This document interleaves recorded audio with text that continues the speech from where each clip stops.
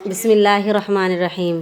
प्यारे नाजरीन, आज की इस वीडियो में हम नबी करीम सल्लल्लाहु अलैहि वसल्लम के उन मौजज़ात का तफसीली तज़किरा करेंगे जो ना सिर्फ़ हज़रत हलीमा सादिया रज़ियल्लाहु ताला अन्हा ने अपनी आँखों से मुलाहिज़ा फ़रमाया, बल्कि बाकी लोगों ने भी आप सल्लल्लाहु अलैहि वसल्लम के इन मौजज़ात और बरक़ात का नज़ारा किया जो अल्लाह ताला ने हज़रत हलीमा सादिया रज़ियल्लाहु ताला अन्हा के घराने पर नाजिल फरमाई।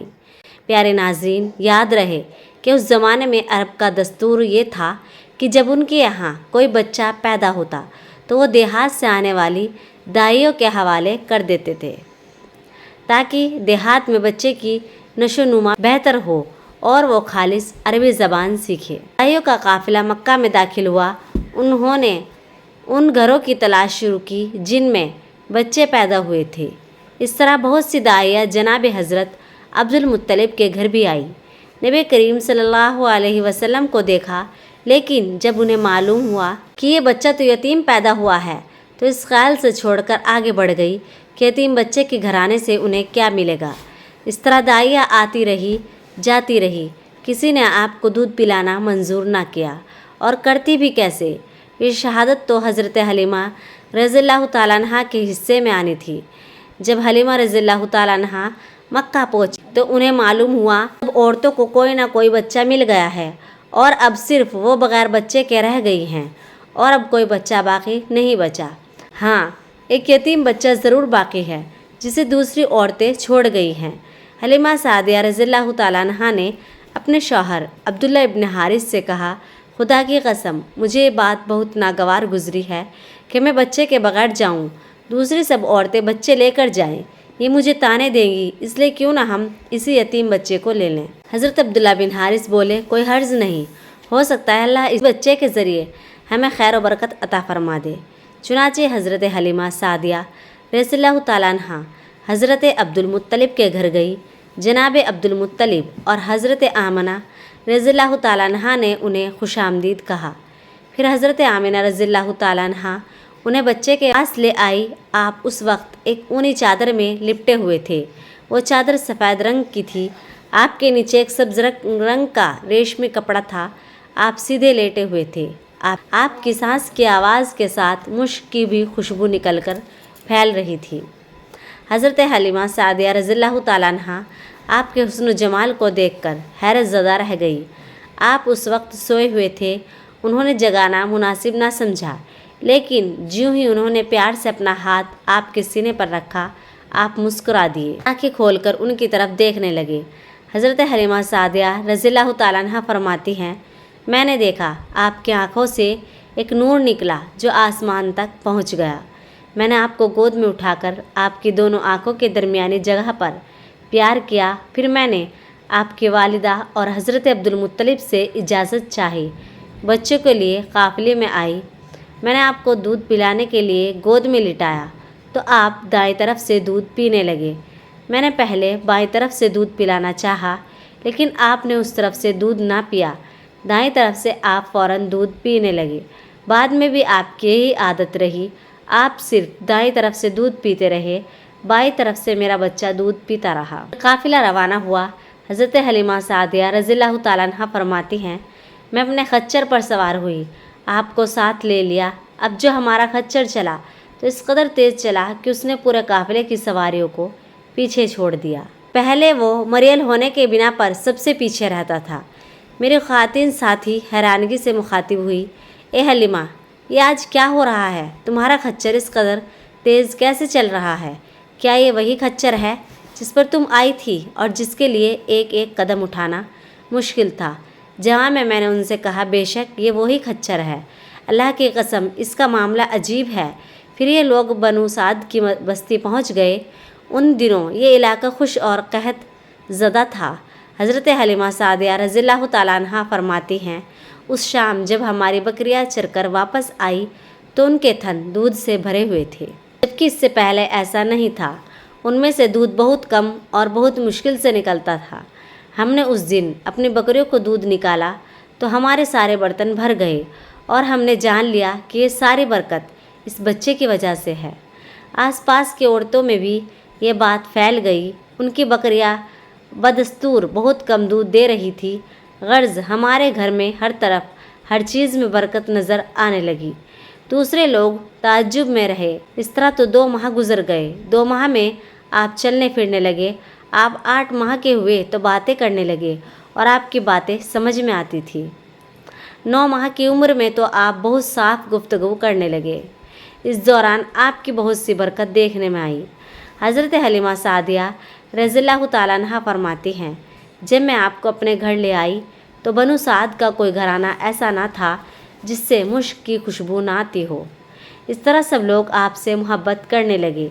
जब हमने आपका दूध छुड़ाया तो आपकी ज़बान मुबारक से ये अल्फाज निकले, अल्लाहु अकबर। अल्लाह ताला बहुत बड़ा है। अल्लाह ताला के लिए बेहद तारीफ़ है और उसके लिए सुबह शाम बाकी है। फिर जब आप सल्लल्लाहु अलैहि वसल्लम 2 साल के हो गए तो हम आपको लेकर आपकी वालिदा के पास आए। इस उम्र को पहुंचने के बाद बच्चों को माँ बाप के हवाले कर दिया जाता था। उधर हम आपकी बरकत देख चुके थे और हमारी आरज़ू थी कि अभी आप कुछ और मुद्दत हमारे पास रहे। चुनाचे हमने इस बारे में आपके वालिदा से बात की। उनसे यूँ कहा, आप हमें इजाज़त दीजिए कि हम बच्चे को 1 साल और अपने पास रखें। मैं डरती हूँ कि कहीं इस पर मक्का की बीमारियों और आबो हवा का असर ना हो जाए। जब हमने उनसे बार बार कहा तो हज़रत आमिना रज़ियल्लाहु ताला अन्हा मान गई और हम आपको फिर अपने घर ले आए। जब आप कुछ बड़े हो गए तो बाहर निकलकर बच्चों को देखते थे। वो आपको खेलते नज़र आते, आप उनके नज़दीक ना जाते। एक रोज़ आपने मुझसे पूछा, अम्मी जान क्या बात है, दिन में मेरे भाई बहन नज़र नहीं आते? आप अपने दूसरे शरीक भाई अब्दुल्ला और बहनों अनीसा और शहमा के बारे में पूछ रहे थे। हज़रत हलीमा रज़ियल्लाहु ताला अन्हा फरमाती हैं, मैंने आपको बताया वो सुबह सवेरे बकरियाँ चराने जाते हैं, शाम के बाद घर आते हैं। ये जानकर आप फरमाने लगे, तब मुझे भी उनके साथ भेज दिया करें। इसके बाद आप सल्लल्लाहु अलैहि वसल्लम अपने भाई बहनों के साथ जाने लगे। आप खुश खुश जाते और वापस आते। ऐसे में एक दिन मेरे बच्चे खौफज़दा अंदाज में दौड़ते हुए आए और घबरा कर बोले, अम्मी जान जल्दी चलिए वरना भाई मोहम्मद सल्लल्लाहु अलैहि वसल्लम ख़त्म हो जाएंगे। ये सुनकर हमारे तो होश उड़ गए। दौड़कर वहाँ पहुँचे।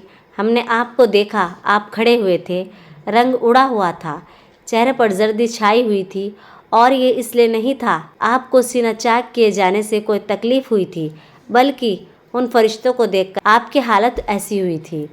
हज़रत हलीमा सादिया रज़ियल्लाहु ताला अन्हा फरमाती हैं, हमने आपसे पूछा क्या हुआ था?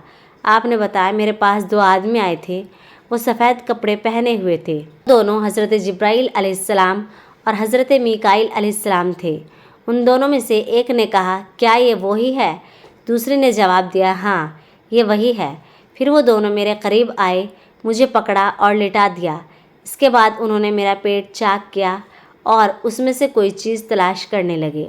आखिर उन्हें वो चीज़ मिल गई और उन्होंने उसे बाहर निकाल कर फेंक दिया। मैं नहीं जानता वो क्या चीज़ थी। उस चीज़ के बारे में दूसरी रिवायत में ये वजाहत मिलती है कि वो सियाह रंग का एक दाना सा था।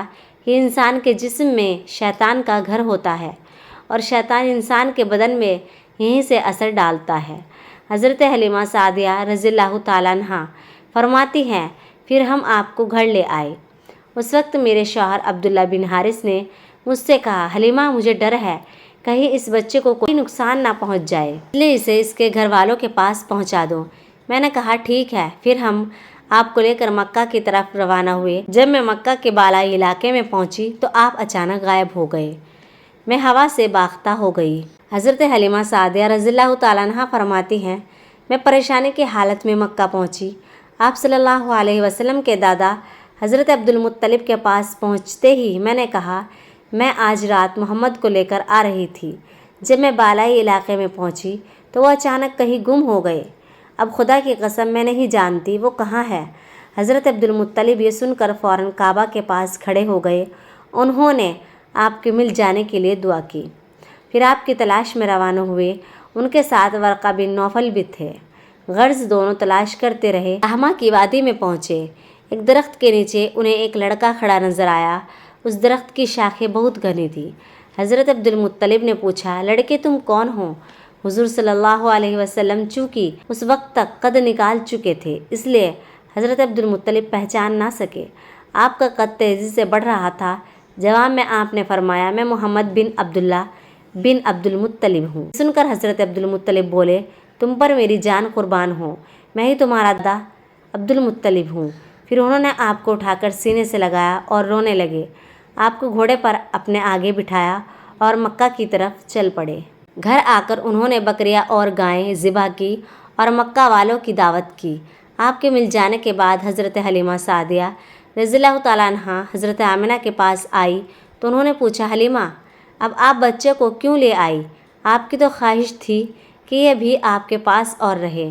انہوں نے جواب دیا، یہ اب بڑے ہو گئے ہیں اور اللہ کی قسم میں اپنی ذمہ داری پوری کر چکی ہوں۔ میں خوف محسوس کرتی رہتی ہوں کہیں انہیں کوئی حادثہ نہ پیش آ جائے، لہٰذا انہیں آپ کے سپرد کرتی ہوں۔ حضرت آمنہ رضی اللہ تعالیٰ عنہ کو یہ جواب سن کر حیرت ہوئی اور بولی، مجھے سچ سے بتاؤ ماجرا کیا ہے؟ تب انہوں نے سارا حال کہہ سنایا۔ حضرت حلیمہ سعدیہ رضی اللہ تعالیٰ عنہ نے دراصل کئی عجیب و غریب واقعات دیکھے تھے۔ ان واقعات کی وجہ سے وہ بہت پریشان ہو گئی تھی۔ پھر سینہ مبارک چاک کیے جانے والا واقعہ پیش آیا تو وہ آپ کے فوری طور پر واپس کرنے پر مجبور ہوئی۔ حضرت حلیمہ نے حضرت آمنہ رضی اللہ تعالیٰ عنہ کو چند مزید واقعات بھی بتائے جن کا تذکرہ ہم اپنی اگلی ویڈیو میں کریں گے انشاءاللہ۔